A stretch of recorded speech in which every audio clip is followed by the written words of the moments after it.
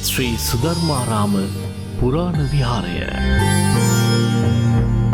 බත්තරමුල්ල ශ්‍රී ලංකාවේ අගනුවර වන ශ්‍රී ජයවර්ධනපුර කෝට්ටේ මායිම්ව පිහිටි ප්‍රධාන නගරයයි.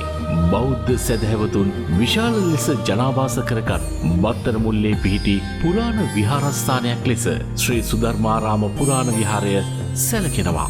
වසර 138ක් ඉපැරණි ශ්‍රී සුධර්මාරාම පුරාණ විහාරස්ථානය ආරම්භ කෙරුණේ 1887 මාර්තු 9 වෙනිදා. ඒ පූජ්‍ය මාදුළුවාවේ දේවරක්කිත නාහිමියන්ගේ මූලිකත්වයෙන් එතෙන් සිට ආරම්භ කෙරුණු ශාසනික සේවාව මේ දක්වාම සිදු කෙරෙන්නේ බත්තරමුල්ලේ ජීවත් වන බෞද්ධ සැදැහැවතුන්ගේ අභිවෘද්ධිය සලසමි. පූජ්‍ය මාදුළුවාවේ දේවරක්කිත නාහිමියන්ගෙන් පසු විහාරාධිපතිත්වය බහර වූයේ පූජ්‍ය මාදුළුවාවේ ඉන්ද්‍රජෝති නාහිමියන්ටයි. ඉන් අනතුරුව පූජ්‍ය දේවහන්දියේ සද්ධාතිස්ස නාහිමියන්, පූජ්‍ය රංගිරියාගොල්ලේ ජිනානන්ද නාහිමියන් සහ පූජ්‍ය දේවහන්දියේ ධම්මාරාම නාහිමියන් යන නාහිමිවරුන්ගේ විහාරාධිපතිත්වයෙන් වසර ගණනාවක් ශ්‍රී සුධර්මාරාම පුරාණ විහාරයේ ශාසනික කටයුතු සිදු කෙරුණා. පූජ්‍ය දේවහන්දියේ ධම්මාරාම නාහිමියන් අපවත් වීමෙන් අනතුරුව ශ්‍රී සුධර්මාරාම පුරාණ විහාරයේ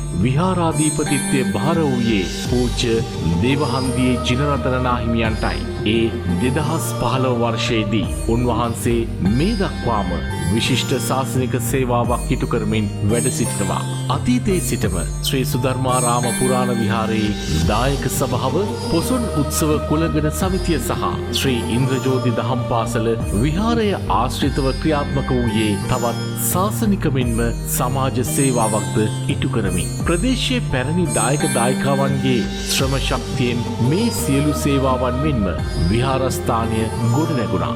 මේ වන විටත් ශ්‍රී සුධර්මාරාම පුරාණ විහාරය හරහා ප්‍රදේශයේ ශාසනික හා සමාජීය සේවාවක් ඉටුවන්නේ පූජ්‍ය දේවහන්දියේ ජිනරතන නාහිමියන්ගේ මඟ පෙන්වීම සහ අනුශාසනා මතයි.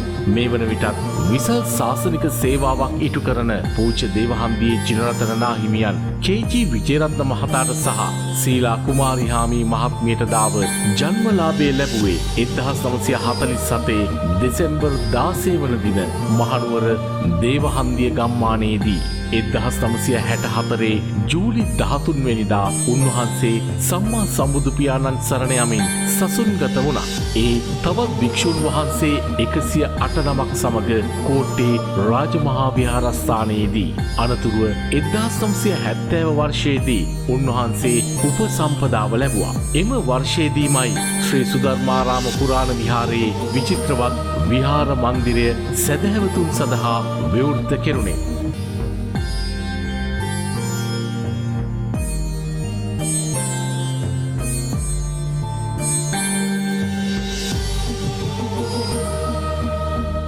ඉන් අනතුරුව ඉදිකෙරුණු චෛත්‍ය රාජාණන් වහන්සේ 80 දශකයේදී සැදැහැවතුන්ගේ වන්දනාමානයට විවෘත කෙරුණා.